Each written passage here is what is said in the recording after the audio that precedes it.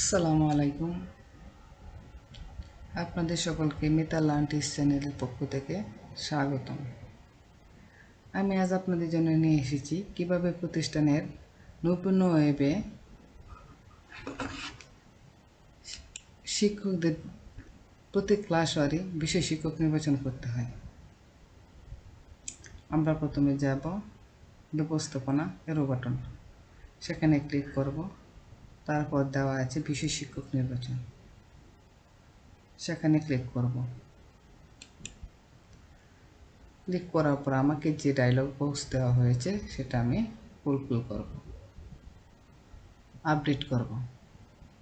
এখানে আমার প্রতিষ্ঠানের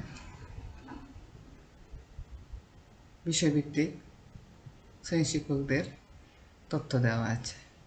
এখন আমি আপনাদেরকে নতুন শিক্ষকদের তথ্য এন্ট্রি করে বিষয় শিক্ষক নির্বাচন তথ্য এন্ট্রি করে দেখাচ্ছি। আমি প্রথমে শ্রেণী নির্বাচন করব। ব্রাঞ্চ দেওয়াই থাকে, ব্রাঞ্চ ব্যবস্থাপনা মানে প্রতিষ্ঠান নাম।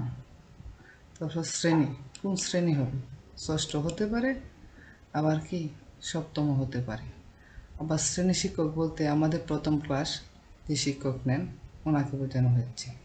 তো শ্রেণী শিক্ষক একজন শিক্ষকের নাম দিয়ে দেব।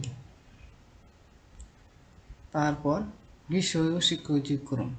এখানে দেওয়া আছে বাংলা, ইংরেজি, গণিত, বিজ্ঞান, ডিজিটাল প্রযুক্তি, ইতিহাস ও সামাজিক বিজ্ঞান, জীবন ও জীবিকা। এখান থেকে আপনাকে নির্বাচন করতে হবে যে বাংলা কোন কোন শিক্ষক নেন, মানে শিক্ষক নির্বাচন করতে হবে। বাংলা দিয়ে এই শিক্ষক নির্বাচনের উপর ক্লিক করুন। তারপর ইংরেজি দিয়ে এখানে একজন শিক্ষকের নাম এন্ট্রি করুন।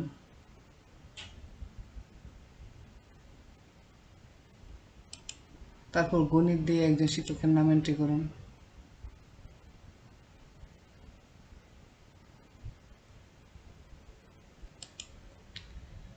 বিজ্ঞান দিয়ে আরেকজন শিক্ষকের নাম এন্ট্রি করুন। ডিজিটাল প্রযুক্তি দিয়ে একজন শিক্ষকের নির্বাচন করুন। ইতিহাস ও সামাজিক বিজ্ঞান, এভাবে আমাদের 9টি সাবজেক্টেই 10টি সাবজেক্টেই এন্ট্রি করতে হবে। তারপর সব সব বিষয় শিক্ষক নির্বাচন করে তথ্য সংযোজন ক্লিক করার পর আমাদের তথ্য আপডেট হয়ে যাবে। আর প্রতিটা শ্রেণীতে এভাবেই বিষয় শিক্ষক নির্বাচন করতে হবে, নয়তো আলাদা প্রতিটি শিক্ষকের আলাদা আলাদা নৈপুণ্য আইডি দিয়ে যখন তাদের মোবাইলে নৈপুণ্য ওয়েবসাইট ঢুকবে, যদি তাদের সাবজেক্ট ওয়ারি বিষয় শিক্ষক নির্বাচন না করা হয় তাহলে তাদের মোবাইলে ওই সাবজেক্টটা দেখানো হবে না।